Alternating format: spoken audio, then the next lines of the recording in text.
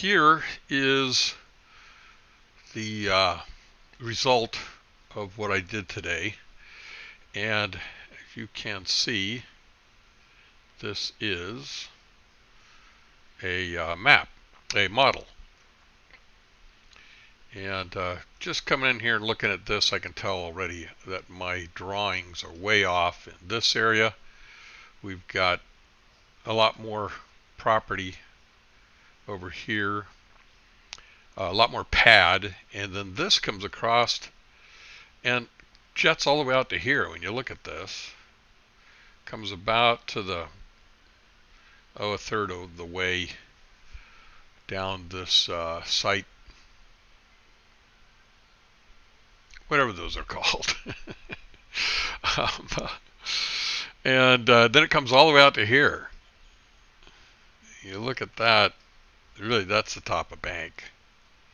And that comes, if it didn't have this in here, this would come all the way across over into here someplace. So I got to change my site plan to reflect that, but that's really all that I need to do with that. That gives us a little bit bigger pad area to work with. I can maybe scoot this building around a little bit more.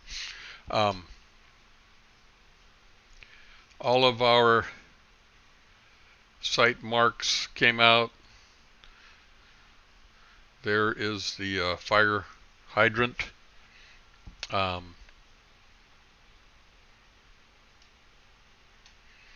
There's our corner. There's our corner,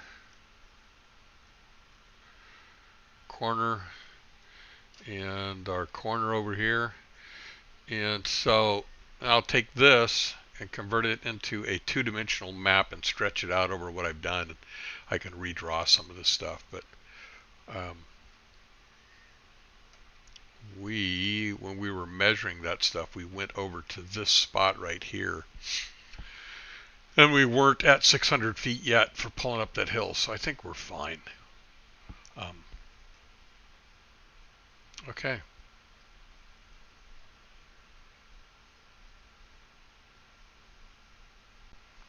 All right.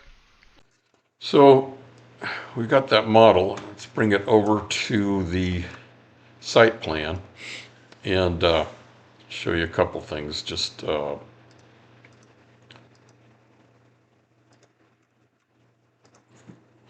there is a digital map that you sent over to me, and I converted it and did it as kind of an underlayment of what I did.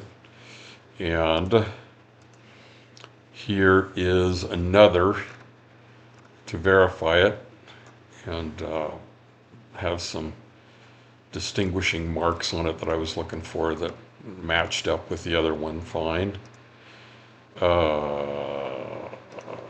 That's notes, landscape. No, this is the picture that you sent over, and you can tell it's pretty accurate. The wall doesn't match, and I think that may have to do more with the way that this is tilted, and I'm not sure how you produce this, Brian.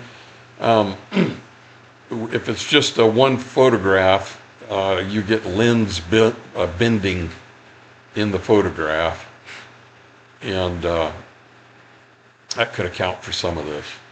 But the corner of your lot is actually out in the middle of this road. And here, let me do this real quick. Let me tell this to go to the background. Okay, there we go. You've got this road, 20-foot road in here, which lines up just right. Here is that stake, that white stake. And everything that I've got says that your property corner is out here in the middle of the road, which is typical of what the county does. They take so much of your property and so much of the neighbor's property, and they create an easement for the road to go through here. That's what it looks like to me. So this is offset. This is really just showing where the stake is. This is really just showing where the line of your property is, and it's about a 10 or 11 foot setback from the true corner. There's true corner right there. And when you stretch this out over this, you come up over into this corner, it looks like it matches up pretty darn close. Now, you thought that your property line was way over here someplace, actually way over in here someplace. And I'm showing it quite a bit further over. Let me go to the pictures that I took and the 2D that's been converted from that model I just showed you. And in this case, here we can see there's that pole that we marked. There's center of the road. This is 20-foot road that's in there, but your road easement is like 30 foot off your property line. It's you've got an existing utility easement that's 30 feet and 30 feet. There's your property. Your property corner goes all the way over to these trees. We thought it was here. It's all the way over to these trees. And I'm pretty confident on that. And then as it comes up, it clips the graded area here, which is fine. Comes up here, and then we're quite a ways down from what you thought was the corner. We're way down here. It's about 30 feet over. And I'm pretty confident on that. All my topo lines work with the ditches. Now the wall lays out just right.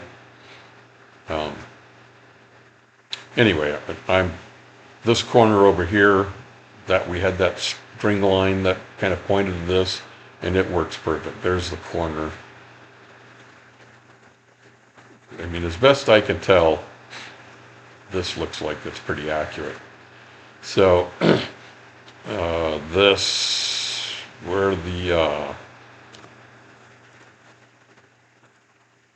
fire hydrant is, you see that's the fire hydrant underneath there in the picture. That's it right there.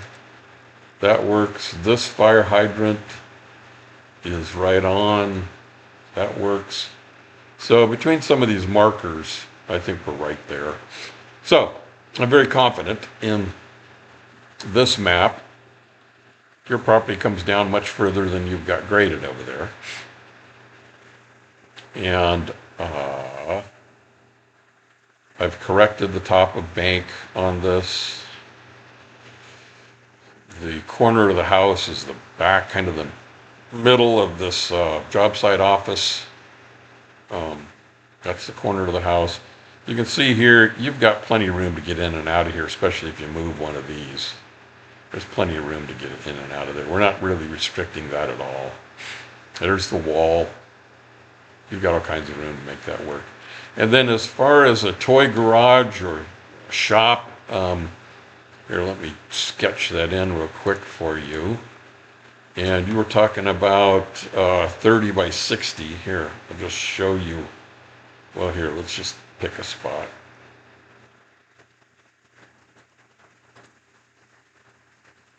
Here we go. That's 60 by 30. You've got all kinds of room in there. There's the driveway as we've have it laid out. You could put that over here without any problem. You could put it down further without any problem. You have plenty of room to put that toy hauler garage in there and have parking. Toy hauler and toy garage. This could come way over in here and shift.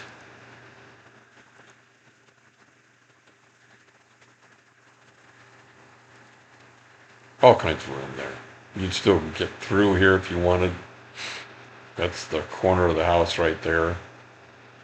Maybe you do, instead of this walkway, you do something different, gravel or something, you know. You can get through there without any problem. So I want to get rid of this toy garage.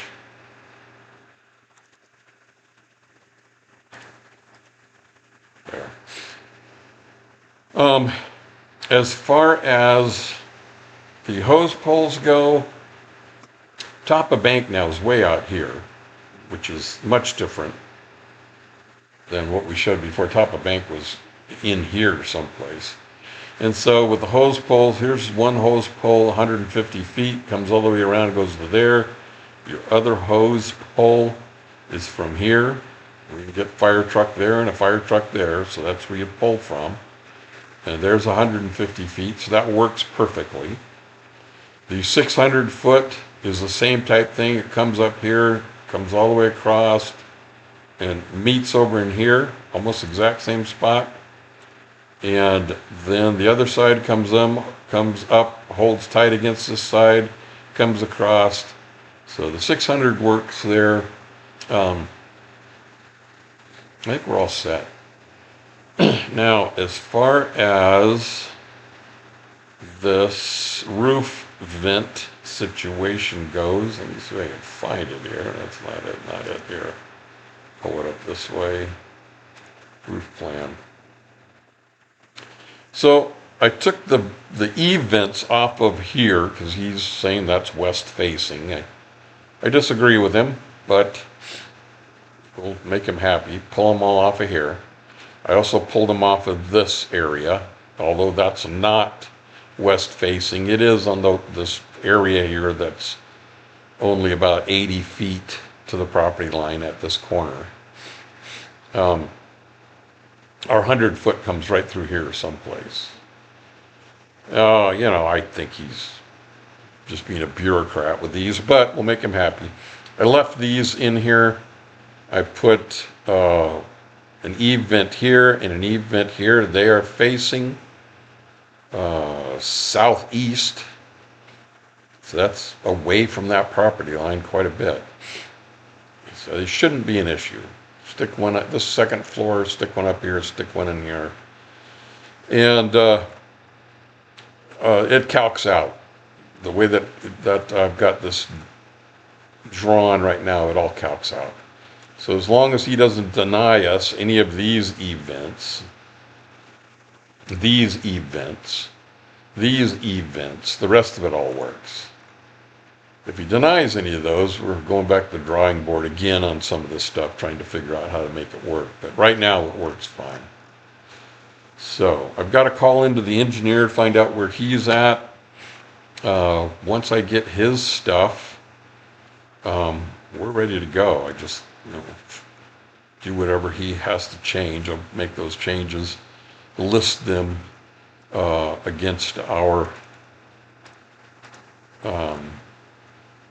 correction list, and should be ready to resubmit.